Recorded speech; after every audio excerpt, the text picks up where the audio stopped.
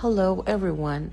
Today we are going to explore a very important and interesting topic from economics, labor market. This lesson was prepared by Kahorova Nikina Abduvahidovna, the English teacher of Kashir State Technical University. So, let's get our lesson started. In this lesson, we will discover how the world of work really functions and why some jobs are paid more than others.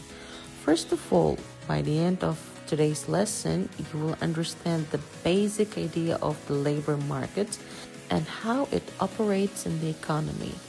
We will also learn about labor demand and labor supply, and we will discuss why businesses sometimes need more workers, while at other times unemployment increases.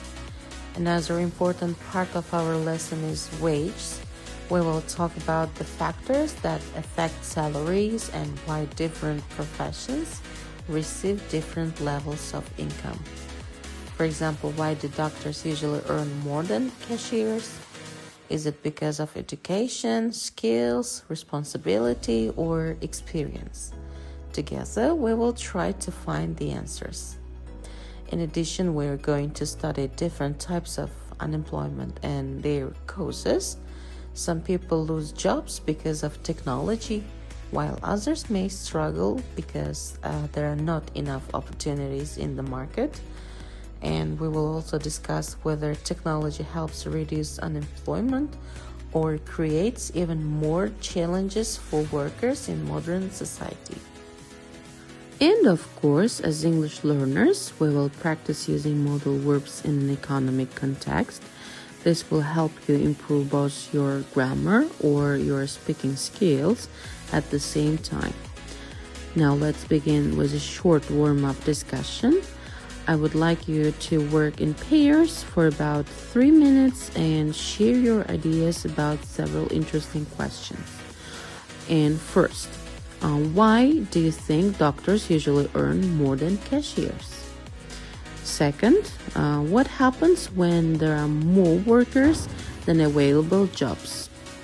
And third, what factors create differences in wages between professions?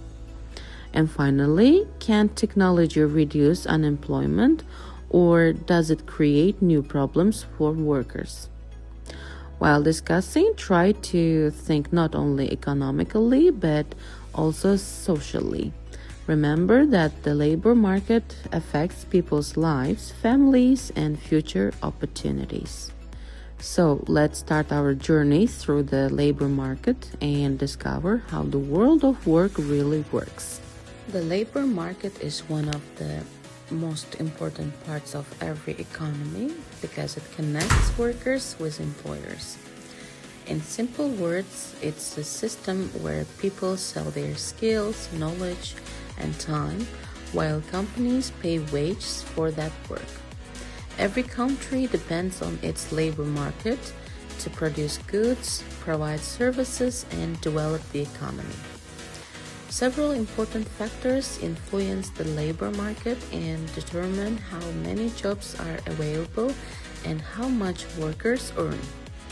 One major factor is education and skills. People with higher education or special skills usually receive better salaries. For example, a surgeon, software engineer, or airline pilot earns more because their jobs require years of training and responsibility. Another important factor is supply and demand. If many workers are starting for the same job, wages often decrease because employers have more choices. However, when there were few skilled workers available, salaries rise. For instance, many countries today have a high demand for IT specialists, so programmers and cybersecurity experts are paid very well. Technology is also changing the labor market rapidly.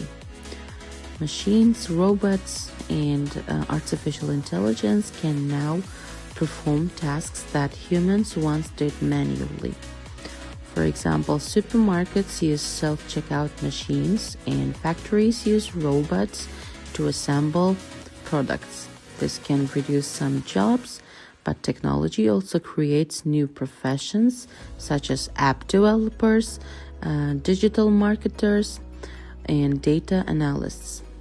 Another key factor is economic conditions. During economic growth, companies expand and hire more workers. During economic crisis or recessions, unemployment usually increases because businesses reduce production and cut costs. A good example is the COVID-19 pandemic, when millions of people lost jobs in tourism, restaurants, and transportation. Government policies also affect the labor market. Minimum wage laws, taxes, labor rights, and social programs can influence salaries and working conditions. For example, governments sometimes create training programs to help unemployed people learn new skills and find jobs faster. Globalization is another powerful factor. Today, companies can hire workers from different countries through the internet. Many people work remotely for international companies without leaving their homes. This creates more opportunities, but also increases global competition. One interesting fact is that wages are not equal for all jobs. A doctor usually earns more than a cashier because doctors need advanced education, practical experience, and must make important decisions every day. Economists call this difference human capital. The labor market also reflects social change. Today, many young people prefer flexible jobs, freelancing, or remote work instead of traditional office jobs. Some people even travel while working online from different countries. In conclusion, the labor market constantly changes because of education, technology, supply and demand, economic conditions, globalization, and government policies. Understanding these factors helps people make smarter career choices and prepare for the future world of work. Alright, dear students, now let's test our understanding of the key concepts discussed. So, you should answer the following questions. What is the labor market? The second one, why is labor demand considered derived demand? Third one, name 3 factors that affect labor supply. The fourth one, what defines an equilibrium wage? And the last one, which type of unemployment is caused by a recession? And now let's do the next exercise. We should read the statements and decide if they are true or false. So you'll be given 30 seconds to think, and you may take extra time by pressing pause. And after finishing, we will check the answers together.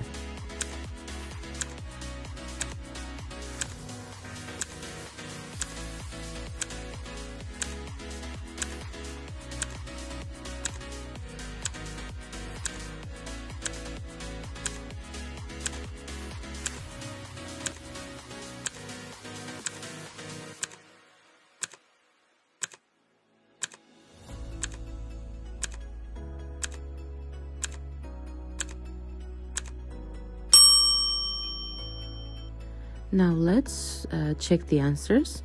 So, first statement, labor demand comes from workers. And this is false because labor demand comes from employers and businesses, not workers. Second statement, wages are determined by supply and demand. And this is true. Labor supply and labor demand help decide wage levels. Third statement, migration can affect labor supply. And that's true. When people move to another region or country, the number of workers changes. Fourth statement, structural unemployment is always short-term, and that's false. Structural unemployment is usually long-term because workers may need new skills or training. Fifth statement, cyclical unemployment happens during economic growth. That's false. Cyclical unemployment happens during economic recession, not growth. Sixth statement, technology never affects labor demand. That's false. Technology can increase or reduce the need for workers. Seventh statement, equilibrium wage balances supply and demand. And that's true. That's the definition of equilibrium wage. And the eighth statement, higher skills often lead to higher wages. That's true. Skilled workers are usually paid more because they are more productive and valuable. Well done, dear students. Now let's look at the following exercise where we should match the words with their appropriate definitions. And just as usual, you'll be given 30 seconds, and after that we will check the answers.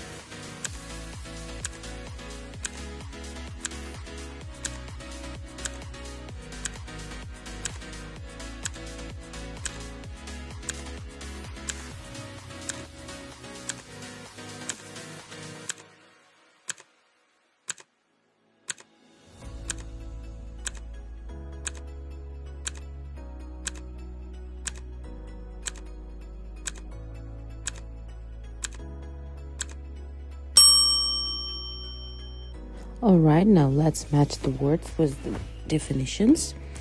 So, A, cyclical unemployment. This is job loss during economic recession. B, labor supply. And this is the number of people willing and able to work. C, productivity. This is an output produced per worker. And D, human capital. These are skills and education of workers. And E, derived demand. This is demand that depends on the demand for goods. F1, equilibrium wage. This is a wage level where supply equals demand. G, migration. This is movement of people between regions or countries. H1, structural unemployment. This is when job skills do not match job requirements. Alright, excellent work, everyone. These concepts are very important because they help us understand how the economy and employment system work in real life. We have come to the listening part of our video lesson. So we are going to listen carefully and match the beginning of each sentence with its correct ending. Unit 11. Listen and match the haves. Good afternoon, everyone. Today we'll talk about the labor market. The labor market is where workers and employers interact. People offer their skills, and companies look for employees. Wages increase when demand for workers rises. For example, if more IT specialists are needed, salaries grow. Labor demand depends on productivity and business needs. Companies pay more to productive workers.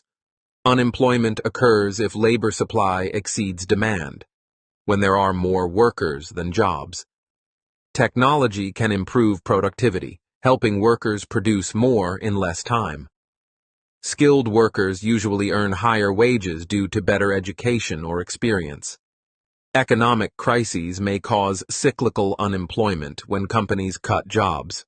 Migration can affect labor supply by changing the number of available workers. In short, the labor market is shaped by supply, demand, skills, and economic conditions.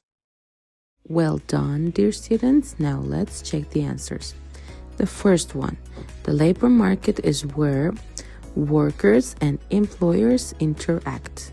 Second one, wages increase when demand for workers rises. Third one, labor demand depends on productivity and business needs. Unemployment occurs if labor supply exceeds demand. Fifth one, technology can improve productivity. Sixth one, skilled workers usually earn higher wages. Economic crisis may cause cyclical unemployment. And the last one, migration can affect labor supply. Alright, dear students, now let's talk a little bit about modal verbs. And first of all, what are modal verbs? Modal verbs are special helping verbs. They come before the main verb and change its meaning.